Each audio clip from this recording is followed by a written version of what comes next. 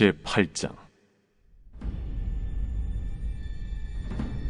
일곱째 일을 떼실 때에 하늘이 반시간쯤 고요하더니 내가 보매 하나님 앞에 일곱 천사가 서 있어 일곱 나팔을 받았더라. 또 다른 천사가 와서 제단 곁에 서서 금 향로를 가지고 많은 향을 받았으니 이는 모든 성도의 기도와 합하여 보좌 앞 금 제단에 드리고자 함이라.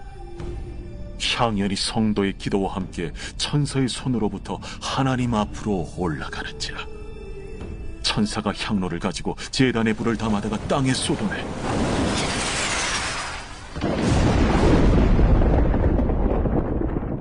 우레와 음성과 번개와 지진이 나더라. 일곱 나팔을 가진 일곱 천사가 나팔 불기를 준비하더라.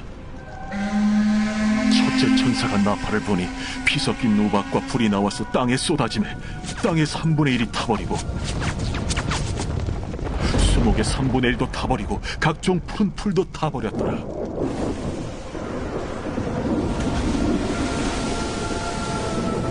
둘째 천사가 나팔을 보니 불붙는 큰 산과 같은 것이 바다에 던져지매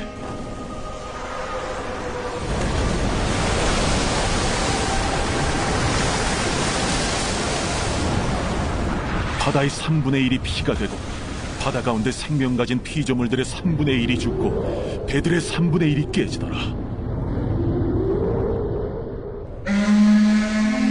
셋째 천사가 나팔을 보니 횃불같이 타는 큰 별이 하늘에서 떨어져 강들의 3분의 1과 여러 물샘에 떨어지니 이 별 이름은 쓴 쑥이라. 물의 3분의 1이 쓴 쑥이라며 그 물이 쓴 물이 되므로 많은 사람이 죽더라. 넷째 천사가 나팔을 부니 그 3분의 1과 달 3분의 1과 별들의 3분의 1이 타격을 받아 그 3분의 1이 어두워지니 낮 3분의 1은 비추임이 없고 밤도 그러하더라. 내가 또 보고 들으니 공중에 날아가는 독소리가 큰 소리로 이르되 땅에 사는 자들에게 화가 있으리니 이는 새 천사들이 불어야 할 나팔 소리가 남아있음이로다.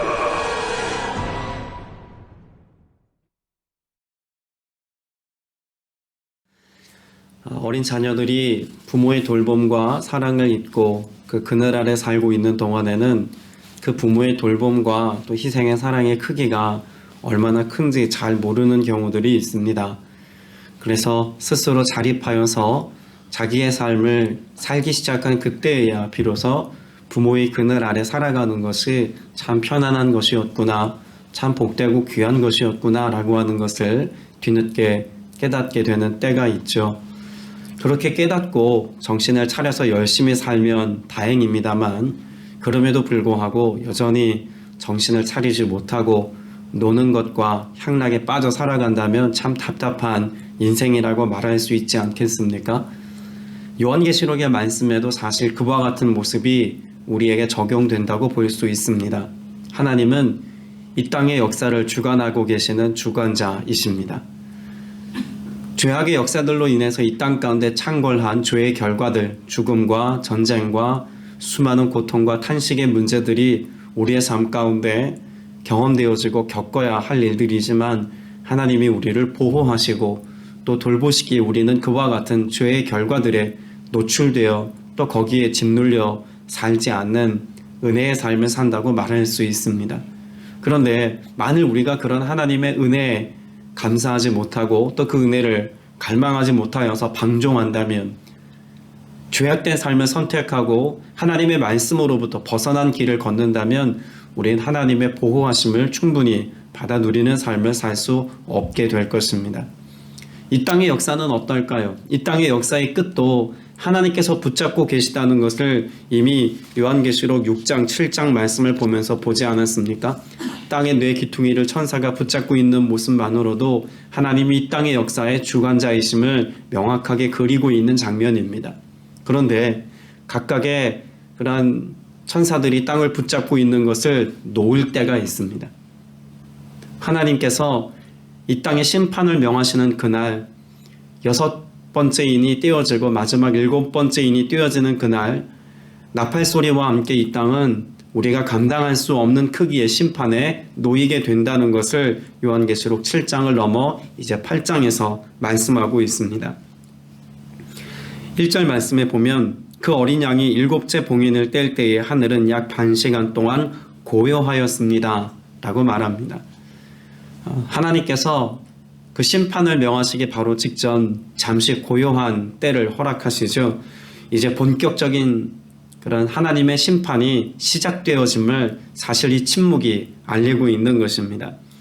성경에 기록되어 있는 나팔 소리는 대부분의 경우 하나님의 임재를 상징합니다. 그래서 출애굽기 19장에서 모세가 하나님의 산 호렙산에서 언약의 말씀을 받을 때에도 하나님의 임재가 강하게 나타날 때 나팔 소리와 함께 큰 나팔 소리와 함께 하나님께서 임재하시고 불 가운데 나타나셨다라고 하는 것을 말씀하고 있죠. 그리고 더불어 나팔 소리는 왕의 행차 곧 하나님의 임재와 더불어 전쟁을 선포하는 것이기도 합니다. 그래서 평화로운 그 모든 평화가 깨지고 전쟁이 시작되어지고 하나님의 승리의 역사가 펼쳐지는 것을 묘사할 때 나팔 소리가 등장하는 것을 성경의 다른 여러 말씀을 통해서도 알 수 있다는 것이죠. 나팔 소리가 들리기 전 그 고요한 침묵의 때에 하나님께서 우리로 보게 하시는 것이 있습니다. 그러니까 하나님이 임재하시고 이 땅에 심판을 명하시기 직전에 우리로 다시 한번 하나님께서 그러한 하나님의 나팔 소리를 통한 심판의 역사가 이루어지기까지 무엇을 귀하게 보시고 어떻게 그 일들을 이루어 가시는지를 다시 한번 조명해 볼 수 있는 고요함의 시간을 허락하신다는 거죠. 그 고요함의 때에 사도 요한이 눈을 들어서 잘 바라보니까 7 천사, 나팔을 받아가지고 있는 7 천사 외에 또 다른 한 천사가 있다는 것이 보였습니다. 3절의 말씀이죠. 이 또 다른 천사가 나와서 무엇을 들고 제단에 섰습니까? 금향로를 들고 서 있습니다. 그런데 이 금향로라고 하는 것은 어떤 목적을 가지고 있는 그릇이죠. 무엇을 담아낸 향로입니까? 여기에 모든 성도의 기도가 담겨 있다라고 하는 사실을 말씀하고 있습니다. 그래서 그 기도에 향을 더해서 많은 향을 가지고 하나님 앞에 나아가고 있는 것입니다. 여러분, 오늘 말씀을 통해서 우리가 주목해 볼 것은요, 이미 이 성도의 기도가 금향로에 담겨 있다는 이 사실은 요한계시록 6장에서 이미 살펴본 바라는 점입니다. 그런데 성도들의 그런 기도라고 하는 것이 어떤 기도였을까요? 그들이 고난 중에, 고통 중에, 감당할 수 없는 인생의 슬픔 중에 하나님 앞에 언제까지 우리가 참아야 합니까? 언제까지 기다려야 합니까? 라고 하는 그런 탄식으로부터 시작된 기도인 것을 알 수 있습니다. 그리고 이와 같은 기도는 성도들이 고난의 때에 믿음을 잘 지키고 그들이 하나님 앞에 순전한 그리스도인으로서의 삶을 잘 지켜내기까지 고통 중에 신음하는 소리와 같이 쏟아내었던 기도라고 하는 것을 분명히 말씀에서 기록하고 있죠. 어제 우리가 읽었던 7절 말씀에도 보면 지금 기도의 한 복판에 서 있는 사람들이 어떤 사람들임을 말하고 있습니까? 7장 14절 말씀에 보면 큰 환난을 겪어낸 사람들이라고 말합니다. 그러니까 환난 중에 하나님 앞에 그들의 믿음의 고백을 가지고 하나님이여 속히 하나님의 공의가 이 땅 가운데 이루어지기를 원합니다. 하나님, 우리가 믿음을 지키는 이때에 하나님의 뜻이 이 땅 가운데 성취되어지기까지 하나님 역사하여 주옵소서. 그렇게 하나님의 뜻을 구했던 성도들의 기도라고 하는 것을 알 수가 있죠. 사실 이들은 이미 이 땅 가운데서 순교의 피를 흘리고 대부분 죽었습니다. 그런데 여러분, 이 말씀에서 우리가 발견할 수 있는 놀라운 사실이 하나 있지 않습니까? 순교자들이 결국 순교의 피를 흘리고 생명이 끊어졌지만 무엇은 여전히 살아서 역사합니까? 그들의 기도는 여전히 살아서 역사하고 있다는 사실입니다. 금향로에 담겨있는 그 성도들의 기도, 이것이 아직 성취되지 않았습니다. 이것이 공중에 먼지와 같이 흩어지고 사라지고 안개와 같이 형체를 잃어버린 것이 된 것이 아니라 어디에 남아있다는 것입니까? 성도의 기도는 하늘에 쌓여서 금향로에 담겨있다는 것입니다. 그리고 하나님께서 그 성도들의 기도를 뭐 하시기로 작정하십니까? 이제는 사용하기로 작정하십니다.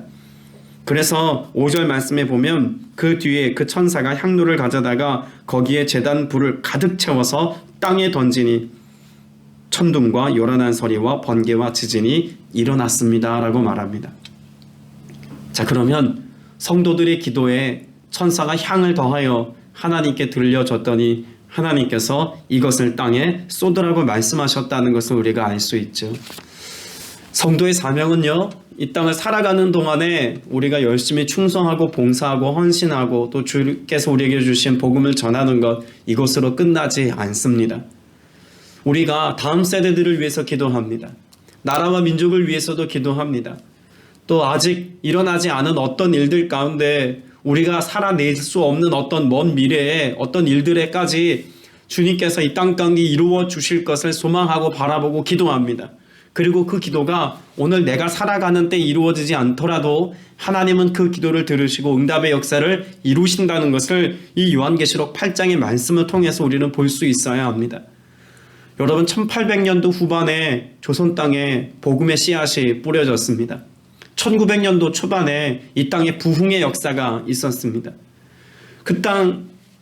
이 땅에 하나님의 그러한 복음의 능력의 역사가 나타난 그때로부터 나라와 민족을 위한 기도, 열방을 향한 하나님의 구원 역사가 성취되어지고 이루어질 것에 대한 믿음의 기도, 그리고 이 땅에 하나님께서 복의 복을 더하여 주실 것에 대한 소망의 기도, 그 기도가 이 땅 가운데 쉬지 않고 고백되어지고 뿌려졌습니다. 여러분, 지금 우리는 어떤 때를 살고 있다고 말할 수 있을까요?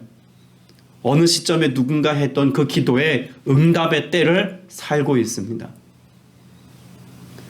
그 기도했던 사람이 누리지는 못했지만 그러나 그 자손과 후손들이 그 기도의 응답의 결과로 오늘을 살고 있다고 생각해 본다면 우리의 기도는 얼마나 귀하고 복된 것인가라고 하는 것을 쉽게 이해할 수 있지 않겠습니까? 오늘 우리가 분명 마지막 때를 살고 있다고 고백합니다. 그리고 성경은 그 마지막 때 중에서도 그 마지막 때의 모습을 우리에게 잘 보여주고 있습니다. 내가 겪을 일일지, 아니면 내 자녀와 자손들이 겪을 일일지, 아니면 그보다 더 먼 미래에 일어날 일들인지 우리는 알지 못합니다. 그러나 우리가 이 계시록에 기록되어져 있는 말씀을 붙잡고 우리가 할 수 있는 일이 있다면 무엇일까요?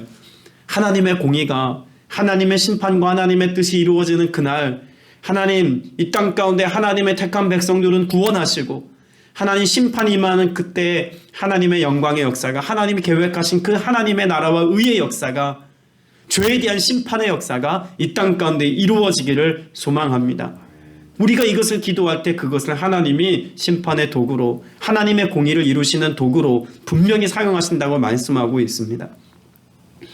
주님이 우리에게 기도를 가르치실 때 먼저 무엇을 위해 기도하라고 말씀하셨습니까? 그의 나라와 의를 위하여 기도하라고 말씀하지 않았습니까? 하나님의 뜻이, 하나님의 심판과 하나님의 공의가 이 땅 가운데 펼쳐지는 그날, 하나님, 믿음의 사람들이 순전히 믿음을 끝까지 잘 지키게 하시고 그 어떤 상황 가운데서도 하나님께서 세우신 교회들이 믿음의 정결함을 가지고 나아갈 수 있도록 긍휼을 베풀어 달라고 믿음으로 기도하는 그 기도, 하나님이 들으시고 응답의 열매를 맺게 해 주실 줄로 믿습니다.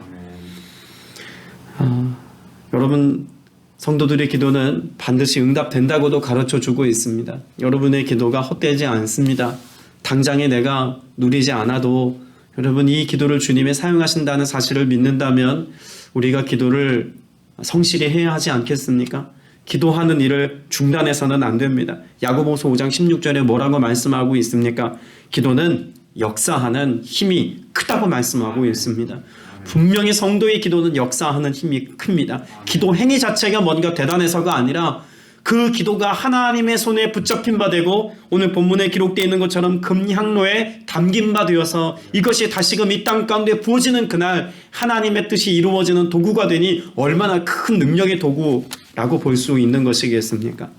오늘 저와 여러분 모두가 그렇게 기도의 사람이 되고 기도하기로 쉬지 않아서 하나님의 뜻이 이 땅 가운데 이루어지는 그 귀한 사역에 저와 여러분이 평생에, 아니 이 땅에서의 삶을 마치고 나서까지도 주님 나라의 거룩한 도구로 쓰임받는 여러분 다 되시기를 주님의 이름으로 축복합니다. 사실 이 요한계시록 8장의 말씀은 시편 73편의 말씀과 같이 보는 것이 의미가 있습니다.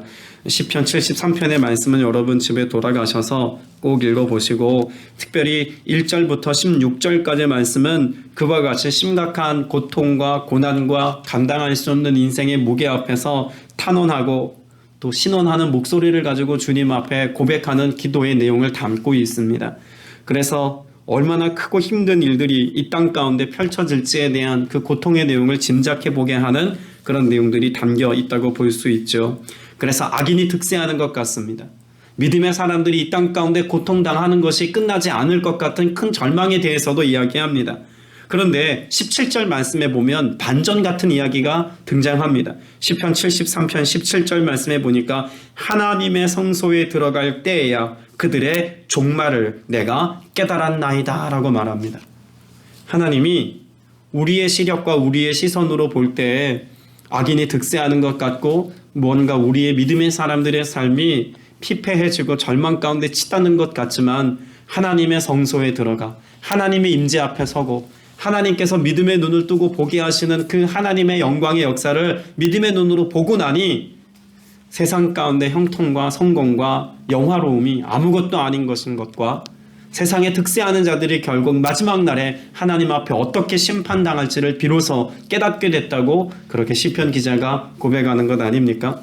요한계시록의 말씀은 바로 그런 소망의 메시지를 다시 한번 초대교회 성도들에게, 또 오늘을 사는 저와 여러분에게 들려주고 있는 것입니다. 악인의 형통을 부러워하지 않게 되시기를 바랍니다. 끝까지 믿음을 지키고 기도하고 주님의 뜻이 오늘 내 삶에, 우리의 가정에, 교회에, 이 땅 가운데 드러나기를 소망하는 믿음의 기도를 이어갈 수 있게 되시기를 축복합니다. 그래서 요한계시록 오늘 8장의 말씀은 사실 하나님을 가까이 하는 것이 복이다라고 하는 중요한 메시지를 담고 있습니다. 세상의 심판이 나팔소리와 함께 이 땅 가득히 임하는 그날, 하나님 가까이의 선자들 여전히 하나님이 보호하시고 돌본다는 메시지를 담고 있다는 것이죠. 자, 6절 말씀에 보면 드디어 나팔 부는 자들이 나팔 분 준비를 하였습니다. 그리고 7절에 이제 첫 번째 천사가 나팔을 불죠. 그래서 땅 3분의 1이 다 타버립니다. 나무도 푸른 풀도 다 타버렸다고 말하고 있지 않습니까? 그런데 이 말씀의 내용을 보면 우박과 불이 떨어지는 이 모습은 꼭 어떤 장면을 연상하게 하나요? 출애굽기의 10가지 재앙 가운데 모습을 떠올리게 하는 장면입니다. 그런데 여기에 출애굽기 내용과 좀 다른 내용이 하나 섞여 있는 것이 있습니다. 우박과 불이 무엇에 섞여서 땅에 떨어집니까? 피에 섞여서 떨어집니다. 그리고 그것이 애굽이라고 하는 한 나라에 드리워지는 것이 아니라 땅 3분의 1에 해당되어지는 곳에 뿌려집니다. 그러니까 하나님께서 마지막 날에 하실 심판은 출애굽의 애굽 땅에 드리웠던 그 심판과는 비교도 되지 않을 만큼 크고 감당하기 어려운 큰 심판일 것이다 라고 하는 것을 분명히 말씀해 주고 있는 것이죠. 그 심판 앞에서 우리가 두렵게 우리가 이 땅을 살아갈 것을 경계하시기 위하여서 말씀하고 계신 걸까요? 여러분, 하나님께서 이와 같이 출애굽 당시보다 더한 심판의 역사가 있다는 것은 우리로 하여금 깨어나라고 하는 것을 분명히 말씀하고 있는 것입니다. 요하에서 말씀해 보면 크고 두려움의 날에 관하여 말씀하는 내용이 있습니다. 요하에서 2장 31절 말씀을 제가 읽어드리겠습니다. 여호와의 크고 두려운 날이 이르기 전에 해가 어두워지고 달이 핏빛같이 변하려니와 라는 말씀이 있습니다. 여러분, 이 말씀은 단지 하나님의 심판에 대한 말씀이기만 하지 않습니다. 이어지는 32절에 보면 누구든지 여호와의 이름을 부르는 자는 구원을 얻으리니 라고 말씀하고 있습니다. 단지 심판에 대해서만 말씀하고 있는 것이 아니라 지금 무엇을 말씀하고 있다는 것을 우리는 요에서 말씀을 통해서 알 수 있을까요? 하나님의 구원 역사를 성취하고 계시다라고 하는 것에 대하여 말씀한다는 것을 알 수 있습니다. 세상에 대한 하나님의 심판이 있다는 것은 결국 믿음의 사람들에 대한 하나님의 은혜 베푸심이 예비되어져 있다는 것을 함께 포함하고 있다는 것이죠. 세상에 우리가 감당하기 어려운 환난이 드리워지는 때에도 하나님은 믿음의 사람들을 보호하시고 지켜주시는 줄로 믿습니다. 8절 말씀에 보면 둘째 천사가 나팔을 붑니다. 그리고 바다의 3분의 1이 피가 되고 모든 생명 있는 것들이 다 죽고 부서졌습니다. 하나님은 이 땅 가운데 심판을 하실 때 항상 심판을 갑자기 내리지 않으셨습니다. 어떻게 하셨습니까? 경고하셨죠. 예고편을 항상 보여주셨습니다. 하나님께서 이 땅을 처음 심판하셨을 때 노아의 방주를 짓게 하시고 노아와 그 조상들의 이름을 통해서 하나님의 심판이 이 땅 가운데 이루어질 것이다라고 하는 것을 이미 말씀하셨습니다. 예언적으로 말씀하셨죠. 그리고 눈으로 볼 수 있도록 노아의 방주 짓는 것도 하나님이 보게 하셨습니다. 다 하나님의 심판이 임할 것을 경고받았지만 그러나 생명을 얻은 사람은 노아의 가족들밖에 없었습니다. 하나님이 첫 번째 물의 심판을 하셨을 때 하나님의 경고 메시지 앞에도 귀를 기울이지 않아서 죽음을 당했던 이들처럼 지금 둘째 나팔을 불 때에 지금 이렇게 물이 더 이상 생명을 잃어가고 있는 이때에도 많은 사람들은 여전히 회개치 않음에 대해서 우리는 생각해 볼 수 있어야 합니다. 여전히 교회들을 통해서 복음은 선포되고 있습니다. 다양한 매체들을 통해서 얼마나 많은 설교자들이 믿음의 사람들이 예수 그리스도의 곧 오심을 이야기하고 있는지 모릅니다. 믿을 때 구원의 역사가 있고 하나님의 자녀가 될 때 생명의 역사가 있다는 것을 끊임없이 선포하고 있습니다. 그러나 여기에 귀 기울이지 않습니다. 디모데후서 4장 말씀에도 보면 결국 이 땅의 마지막 때에 살아가는 사람들의 삶의 태도가 왜 절망이고 왜 심판인지에 대해서 분명히 말씀하고 있지 않습니까? 바르게 선포하지 않아서 종말이요. 그 선포된 하나님의 말씀을 제대로 듣지 않음이 마지막 때의 징조라고 하는 것을 분명히 말씀하고 있습니다. 예수 그리스도의 생명 되심과 십자가 복음과 예수 그리스도의 부활과 다시 오심의 그런 역사에 관하여서 교회가 침묵한다면 그것이 마지막 때의 징조라고 말씀하고 있는 것이죠. 그리고 그런 메시지가 행해 선포된다 할지라도 성도들이 그 말씀을 듣고도 그런 영적 경계심을 가지고 마라나타의 신앙을 가지고 살아가지 않는다면 이것이 또한 마지막 때의 징조라고도 말합니다. 10절 말씀에 보면 세 번째 천사가 나팔을 부니까 큰 별 하나가 횃불처럼 하늘에서 떨어집니다. 그래서 강들의 3분의 1과 샘물들이 덮쳐버리죠. 별 이름이 뭡니까? 쑥이죠. 사실 이것을 현상적으로도 충분히 유추 가능합니다. 유성이 떨어진다거나 위성이 떨어진다거나 아니면 우리가 쉽게 생각할 수 있는 것처럼 그런 전쟁의 때에 미사일 같은 것들이 떨어지는 어떤 실제적인 것들을 유추해 볼 수 있는 내용이기도 합니다. 1세기 성도들에게는 도무지 상상조차 할 수 없었던 풍경이지만 오늘을 살아가는 저와 여러분에게는 충분히 현실로 그려낼 수 있는 그런 내용들 아닙니까? 그런 전쟁과 난리의 소문에 관한 말씀으로도 볼 수 있습니다. 그러나 신명기 말씀에 보면 신명기 29장에 쑥이라고 하는 것이 등장합니다. 독초와 쑥의 뿌리가 생겨서라고 하는 말씀이 있습니다. 이것과 연관지어 본다면 그 독초와 쑥은 곧 이방의 신을 섬기는 가나안 땅에 정착한 이스라엘 백성들이 이방 신을 하나님을 섬겼던 야훼 신앙과 혼합하여서 섬겼던 그와 같은 영적 타락에 관한 말씀으로도 볼 수 있습니다. 마지막 때 일어날 징조 중에 하나는 전쟁과 난리의 소문일 수도 있고 심각한 영적 타락을 경험하여서 마치 마실 물이 없는 것과 같이 진리가 실종되어서 복음이 실종되어서 생명을 찾아볼 수 없는 어떤 때가 되어서 더 이상 예수 그리스도께서 우리에게 생명 되심에 대한 복음의 메시지를 찾아볼 수 없는 어떤 때가 될 것이라는 내용으로도 받을 수 있습니다. 오늘 저와 여러분이 살고 있는 이 시대 얼마나 많은 복음의 메시지가 선포되어지고 있습니까? 그럼에도 불구하고 정작 하나님의 말씀으로 내 마음에 새기고 들어야 될 메시지가 없다고 여기는 때라는 이야기도 사실 마지막 때를 살아가고 있는 우리가 경계심을 갖고 들어야 될 메시지 중에 하나라고 생각됩니다. 오늘 저와 여러분 모두가 더욱더 복음에 목마를 수 있기를 바랍니다. 진리를 사모할 수 있기를 바랍니다. 생명 되신 예수 그리스도를 나의 주로 고백하는 믿음의 고백이 더욱더 견고하게 자리할 수 있는 여러분 다 되시기를 주님의 이름으로 축복합니다.